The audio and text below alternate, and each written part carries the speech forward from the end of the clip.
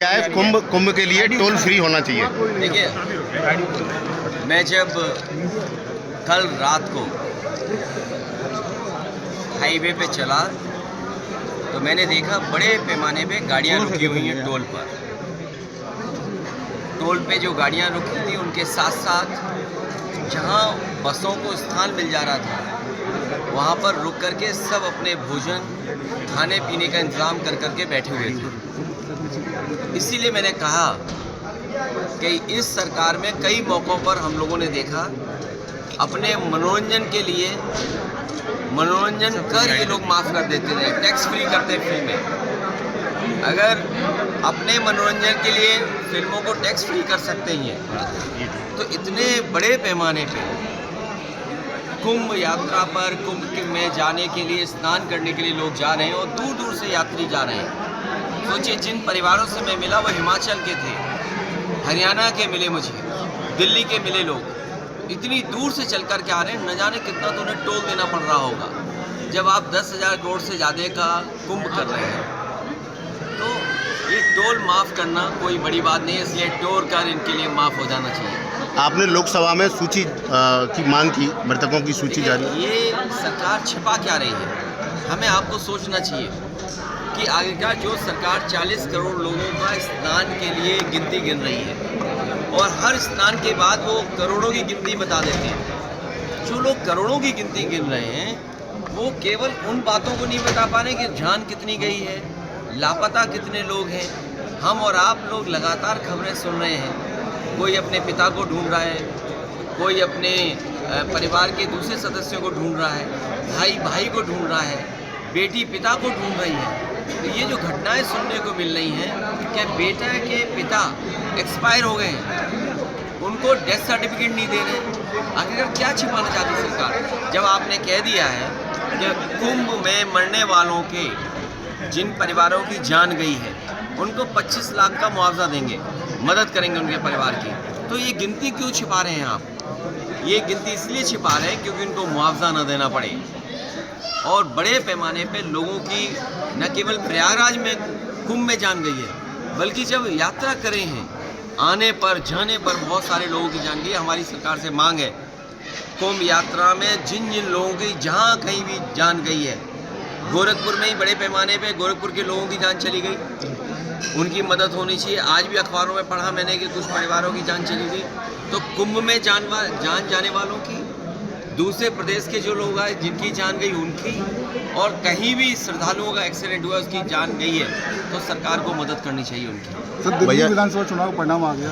देखिए, दिल्ली का परिणाम जो हमने आपने देखा, आपको हम चाहते थे कि आप पार्टी जीते, आप पार्टी नहीं जीती, बीजेपी जीती है। लोकतंत्र में हम जनता का जो भी फैसला वो स्वीकार करते हैं, लेकिन उत्तर प्रदेश की हमने आपने लूट देखी है। ये जो लोग मिल्कीपुर एक विधानसभा पूरी ताकत लगा दी ने, इन्हें तो लोकतंत्र में कोई बहुत बड़ा सम्मान देना चाहिए। लोकतंत्र में इन्हें सम्मान मिलना चाहिए, उन बीएलओ को सम्मान मिलना चाहिए जिन बीएलओ ने पर्ची नहीं पहुंचाई, नाम काट दिए समाजवादियों के। उन अधिकारियों को भी लोकतंत्र का कोई ना कोई पुरस्कार मिलना चाहिए जिन्होंने वोट नहीं डालने दिया।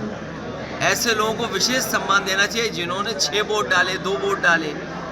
लोकतंत्र में उनको भी सम्मान मिलना चाहिए जो दूसरे जिलों से आकर के भारतीय जनता पार्टी के लिए उस जिले में वोट डाले थे जो हम लोगों ने पकड़ लिए थे। तो ये चुनाव नहीं था, ये लूटा था इन्होंने चुनाव, और ये जनता देख रही है। ये पीडीए के लोग, पीडीए समाज के तमाम मतदाता देख रहे हैं कि उनके साथ क्या भेदभाव हो रहा है। भैया जो लोग मिल्कीपुर जीत करके कोई संदेश देना चाहते हैं, अयोध्या की हार मिल्कीपुर की जीत बराबर नहीं कर सकती है। अयोध्या की हार हमेशा हमेशा के लिए अयोध्या की हार रहेगी, वो बदला नहीं हो सकता मिल्कीपुर की जीत। जो लोग ये कह रहे हैं मिल्कीपुर जीत करके बदला ले लिया, अयोध्या का बदला कोई नहीं हो सकता। अयोध्या की जनता ने अयोध्या में जिताया था, ये चुनाव भी जीत जाते, लेकिन इन्होंने बड़े पैमाने पे बेईमानी की है। एक में जीत सकते हो, लेकिन इस तरह की जो काम किया है वो 403 में आपकी 420 ही नहीं चलने वाली आने वाले समय में। चुनाव आयोग ने कार्रवाई क्यों नहीं की भैया सर, इसमें? दिल्ली चुनाव आयोग पता नहीं जग रहा है, सो रहा है, कहाँ चला एक गया। सवाल पूछ रहा था इसकी चिंता हमें और आपको दोनों को मिलकर करनी चाहिए। भैया जी, पहले हरियाणा और अब दिल्ली में आम आदमी पार्टी हारी है, उसमें से कांग्रेस कम से कम 14-15 सीटें। जो प्रचार किया वो सीट जीते हम लोग। सर, लेकिन कांग्रेस खिलाफ कांग्रेस- चुनाव लड़ी, तो आगे भविष्य क्या देखते हैं इंडिया गठबंधन का? इंडिया गठबंधन मजबूत होगा। नहीं, लेकिन हरियाणा में इंडिया गठबंधन और मजबूत होगा। हम और आप लोग अपनी कई बार हार से बहुत कुछ सीखते हैं। हार से सीखना ही आने वाले समय के लिए रास्ता बनाता है। और सच्चाई तो ये पत्रकार साथियों, अगर आपको याद हो, चुनाव शुरू होने से पहले मिल्कीपुर का मैंने कहा था कि पत्रकार साथियों आपको ज़रूर आना चाहिए। ये महाकुंभ की तरह 144 वर्षों बाद ये उपचुनाव हुआ है। ऐसा उपचुनाव आपको 144 साल बाद ही देखने को मिलेगा। आपने ये मौका, आपसे ये मौका खो दिया, चूक गया। इसलिए मैं आपके माध्यम से कहना चाहता हूँ, लोकतंत्र के जांबाज लोग जिन्होंने ये चुनाव जिताया है, उन्हें प्रमाण पत्र मिलना चाहिए, उन्हें सम्मान मिलना चाहिए। लोकतंत्र जांबाज के नाम पर उन्हें सम्मान देने का काम कोई ना कोई तो करे उनका। सर, हरियाणा और दिल्ली में आपस में कांग्रेस और आप लड़े, तो हार का एक रीजन वो भी मानते हैं? मैंने आपसे कहा, हारने के बाद बहुत कुछ सीखने को मिलता है और हमें उम्मीद है आने वाले समय में इंडिया गठबंधन और मजबूत दिखाई देगा। ऐसा है कि महाकुंभ की शुरुआत अनाथ काल से हुई। हमारी भी सरकार थी, माननीय अखिलेश यादव जी के नेतृत्व में, माननीय नेताजी के नेतृत्व में 3 बार, 4 बार हमारी सरकार थी, हम मंत्री भी थे। इतना बढ़िया इंतजाम हुआ था कि देश दुनिया के लोगों ने सराहा था। कहीं पर कोई घटना नहीं हुई, कहीं पर कोई परेशानी नहीं हुई, कहीं पर कहीं आग नहीं लगी। लेकिन अफसोस के साथ कहना पड़ रहा है, जब उत्तर प्रदेश में जोगी बाबा की सरकार है, इस सरकार के रहते चलते, इनकी बद इंतजामी के रहते हजारों हजार लोग मौत के घाट चले गए। गंगा मैया से लोग पूछ रहे हैं, परिवारजन, हे मैया बताओ हमारे पापा कहाँ गए, हमारी मम्मी नहीं लौट के आई, हमारा भाई नहीं लौट के आया, हमारा चाचा लौट कर नहीं आए। ये तरह तरह की चर्चाएं हैं और इस तरह की हैं। हजारों लोगों की मौतें हुई हैं। ये महाकुंभ को भारतीय जनता पार्टी की सरकार ने कलंकित किया है, सनातन धर्म को कलंकित किया है, हिंदू धर्म को कलंकित किया है। और दिल्ली में आम आदमी पार्टी और कांग्रेस के बीच जो लड़ाई हुई उससे बीजेपी जीत गई, ऐसा कहा जा रहा है। चुनाव पे मैं बात करूंगा, कल प्रेस करूंगा, नेताजी से बात करके। हमारे मिल्कीपुर में भी चुनाव पे डाका डाला गया है।